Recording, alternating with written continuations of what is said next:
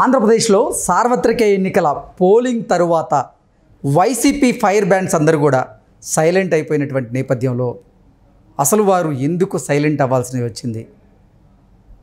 YCP రానున్న ఫలితాలలో ఓడిపోబోతుంది అంటూ ఆ ఫైర్ బ్రాండ్స్ ముందే గ్రహించారా? అందుకే వారు సైలెన్స్ని నమ్ముకున్నారా అంటే అవుననే సమాధానం వినపడుతుంది. ఈ నేపథ్యంలో ఈ అంశానికి సంబంధించి మనతో మాట్లాడేందుకు ప్రముఖ రాజకీయ విశ్లేషకులు ప్రసాద్ గారు మనతో ఉన్నారు. సార్తో మాట్లాడదు. ప్రసాద్ గారు నమస్తే అండి. నమస్తే అండి.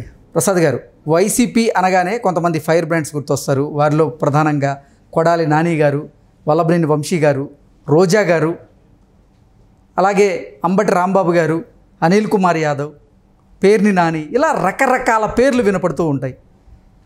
ఆంధ్రప్రదేశ్లో సార్వత్రిక ఎన్నికల పోలింగ్ అయిపోయిన తరువాత వైసీపీ ఫైర్ బ్రాండ్స్ ఎందుకు సైలెంట్ అయ్యారు?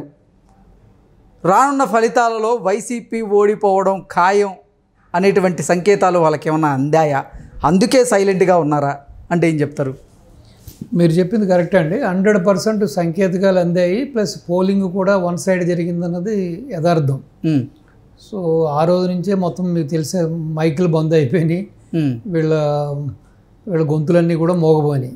సో రెండోది ఏంటంటే, ఎప్పుడు కూడా సార్ ఒక ప్రాస్పెక్టివ్ ప్రకారం ఒక ప్రోగ్రెసివ్ పాలిటిక్స్ చేసే పొలిటీషియన్స్ కానీ ఒక లాంగ్ ఇన్నింగ్స్, మనం ఏదైతే ఇప్పుడు క్రికెట్లో తీసుకుంటే మరి చూసుంటారు కదా, టెస్ట్ మ్యాచ్ అంటే కంపల్సరీ ఒక లాంగ్ ఇన్నింగ్స్ ఆడాలి. అంటే మినిమం సెంచరీయో, డబుల్ సెంచరీయో, ట్రిపుల్ సెంచరీ కొడితేనే ఆ బ్యాట్స్మెన్కి ఒక సార్థకత ఉంటుంది, ఒక ఫేమ్ ఉంటుంది. సో ఏదో 10-20 మన T20లో కొట్టినట్టు 25-50 కొట్టినా కూడా పెద్దగా ఏమీ అది పరిగణలోకి ఉండదు. అవును. సో ఆ విధంగా ఒక లాంగ్ ఇన్నింగ్స్ లేకుండా కేవలం వీళ్ళంతా కూడా సీజనల్ పొలిటీషియన్స్. ఇప్పుడు మన ఫ్రూట్స్ అమ్మి వెండర్ని తీసుకోండి, వాడు ఏ సీజన్లో దొరికే ఫ్రూట్స్ ఆ సీజన్లో అమ్ముతాడు. ఇప్పుడు మన నేరేడుకాయల సీజన్ నేరేడుకాయ, మామిడికాయ సీజన్ మామిడికాయ, అరటికాయ సీజన్ అరటికాయ, ఆ విధంగా సీజనల్గా అమ్ముతూ ఉంటారు వాళ్ళు.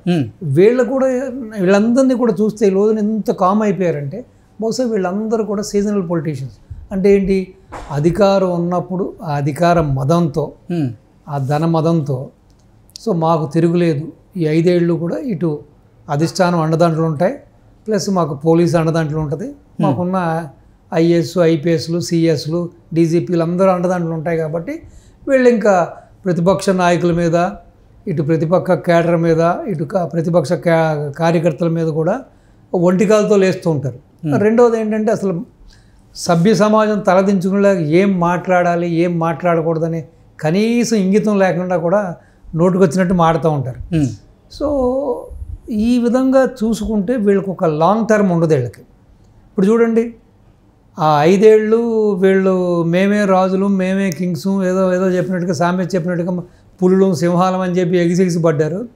ఈ రోజున ఈ పిల్లులన్నీ కూడా ఎక్కడ దాక్కున్నాయి?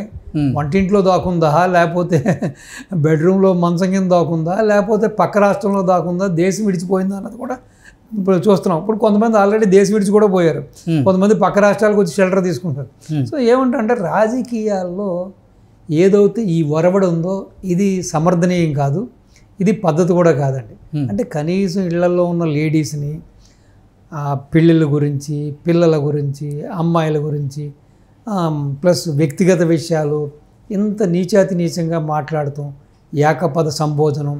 రెండోది ఏంటి, అసలు సీనియర్ పొలిటీషియన్స్ని కూడా తండ్రి వయసున్న, ఇప్పుడు చంద్రబాబు నాయుడు గారిని అవనండి, లేకపోతే వేరే ఎవరినైనా కూడా అది ఏకపద సంబోధనతో అసలు వాడు వీడని ఎంత కూడా మాట్లాడడం. ఇప్పుడు ఎందుకు ఈ పరిస్థితి అంటాను నేను. ఇప్పుడు ఈ రోజున వల్లభనేని వంశీని తీసుకోండి, అతను ఆల్రెడీ డల్ హౌస్ పారిపోయాడు అంటున్నారు.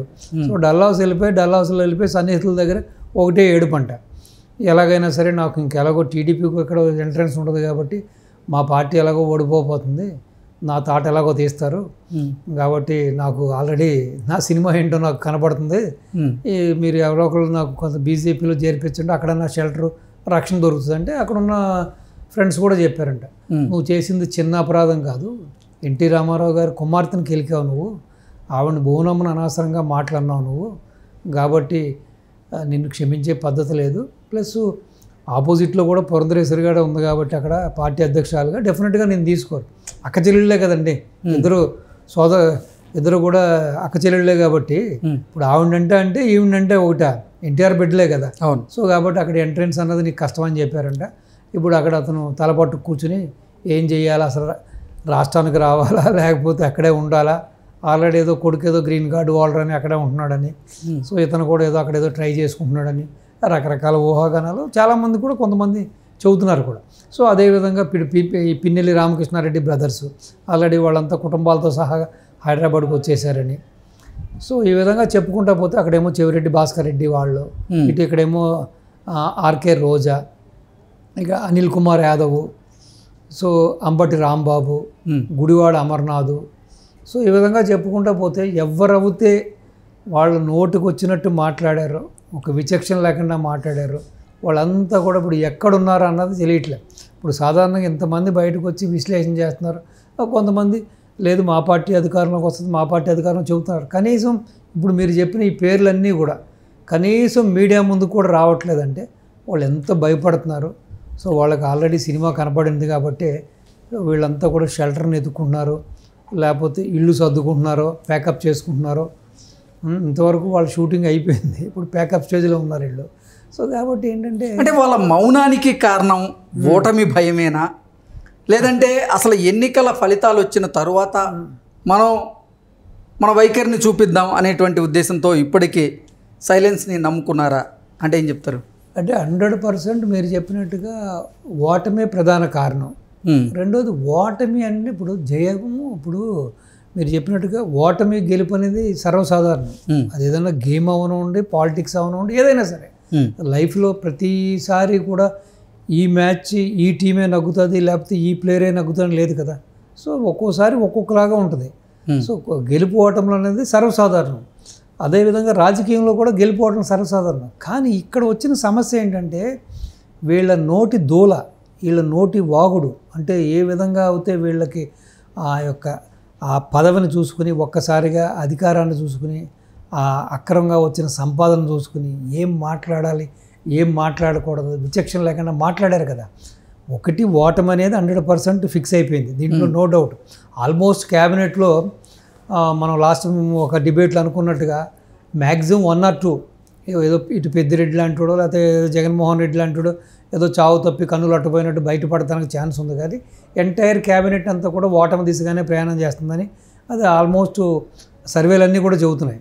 సో వీళ్ళకున్న భయం ఏంటంటే ఓటమి మాత్రమే కదా. ఇప్పుడు ఓటమి అనేది ఏ తప్పు చేయకుండా ఎదుటి ప్రతిపక్ష నాయకుల్ని దుర్భాషలాడకుండా, ఎవరిని కొట్టకుండా, చంపకుండా, ఎవరి భూములు లాక్కోకుండా, కబ్జాలు చేయకుండా, తప్పుడు పనులు చేయకుండా ఉంటే నీ ఇంటిలో నీ ఊర్లో అక్కడే ఉండొచ్చు.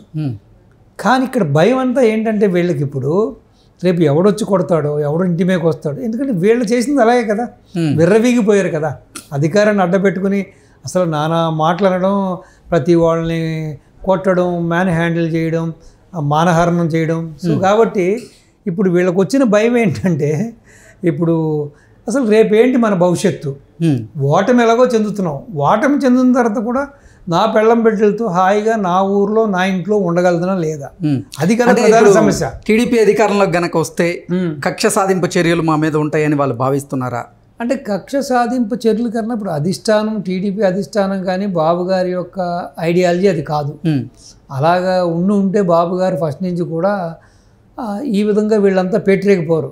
సో బాబు గారు ఆయన పరిపాలన మీద దృష్టి పెడతాడు, ఎంతసేపు అభివృద్ధి మీద దృష్టి పెడతాడు, ఎంతసేపు ఆయన ఏంటో ఆయన పార్టీ ఏంటో. అంతేగాని ఇటువంటి చిల్లర పనులు చేయడం అనేది వీళ్ళందరికీ తెలుసు. కానీ ఈసారి కొంతమంది మనుషులు, కొంతమంది నాయకులు స్టేట్మెంట్స్ కానీ, కొంతమంది కార్యకర్తల ఆవేశం చూస్తుంటే బాబు గారు మాట కూడా వినిలే పరిస్థితి కనపట్ల. అది వీళ్ళకి బాగా బోధపడింది. సో ఈ మధ్య జరిగిన ఎలక్షన్ అయిన తర్వాత జరిగిన ఒక 4-5 సంఘటనలలో తెలుగుదేశం కూడా అదే రీతిలో ఫిట్టెడ్ రిప్లై ఇచ్చింది. తెలుగుదేశం కార్యకర్తలు కూడా అదే విధంగా తిరుగుబాటు చేశారు. సో అప్పుడే వీళ్ళకి సీన్ అర్థమైంది. ఏంటంటే వీళ్ళు కొడితే కొట్టించుకునేవారు, తిడితే తిట్టించుకునేవారు, ఎలక్షన్ కూడా ఇంకా రిజల్ట్ కూడా రాలేదు, వీళ్ళు ఇంత అగ్రెసివ్గా ఉన్నారు అంటే ఆపద్ధర్మ గవర్నమెంట్ కాబట్టి వీళ్ళకి కూడా కొంత భయం పోయింది. సో ఇప్పుడు ఆ భయం వాళ్ళ వెంటాడుతుంది. మీరు ఎవరైతే చెప్పారు ఈ నాయకులందరికీ, రేపు మన పరిస్థితి ఏంటి, రేపు మనకి ఏదైనా జరగరాని పరిస్థితి ఏర్పడుతుందా, లేకపోతే ఇంటి మీదకి వస్తారా, కొడతారా, తిడతారా, అనే భయం పట్టుకుంది. కాబట్టి చాలామంది ఆల్రెడీ ప్యాకప్లో ఉన్నారు. ఈ మేకప్ ఆర్టిస్టులు అందరూ కూడా ఇప్పుడు మేకప్ కూడా తీసుకుంటే, ఇప్పుడు రోజా లాంటిని మేకప్ తీస్తే ఎవడో గుర్తుపట్టడు. కాబట్టి మేకప్ వేసుకోకుండానే తిరుగుతుందని కూడా చాలామంది చెబుతున్నారు. వెయిట్ అండ్ సీ 4th ఏం జరుగుతుందో, 4th తర్వాత ఎలా ఉంటుందో చూద్దాం. అప్పుడైనా వీళ్ళకి నోరు తెరుస్తారా, లేకపోతే రాష్ట్రంలో కనపడతారా, లేకపోతే పక్క రాష్ట్రంలో కనపడతారా, లేకపోతే పక్క దేశంలో కనపడతారా, లేకపోతే అమెరికాలో కనపడతారా చూద్దాం. ఆల్రెడీ ఇప్పటికే కొంతమంది అమెరికా వెళ్ళిపోయారు. సో జగన్ గారు చూస్తేనేమో లండన్ వెళ్ళిపోయాడు. కాబట్టి సో వీళ్ళ పరిస్థితి ఏంటో చూద్దాం. Okay sir, thank you so much. నమస్తే అండి.